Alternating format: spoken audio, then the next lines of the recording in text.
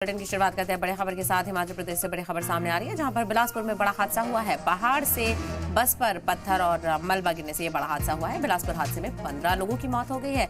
मलबे में दबी मुसाफिरों से भरी हुई बस, तस्वीर आप देख सकते हैं। हादसे पर पीएम मोदी ने भी अफसोस का इजहार किया है। पीएम नेशनल रिलीफ फंड से महलुकीन के परिवार वालों को 2-2 लाख रुपए देने का ऐलान भी किया गया है। तो बेहद अफसोसनाक हादसा ये पेश आया है। हिमाचल के बिलासपुर से आपको बता रहे हैं, जहां पर पहले ही इस साल बारिश और मानसून की वजह से शदीद तबाही का मंजर देखना पड़ा था।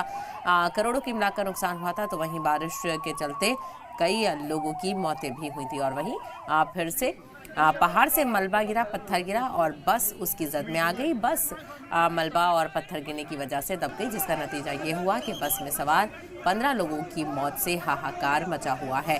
अफरा तफरी का माहौल है, खाना में गम की लहर है, मातम पसरा हुआ है। और वहीं हादसे को लेकर अफसोस का इजहार किया जा रहा है।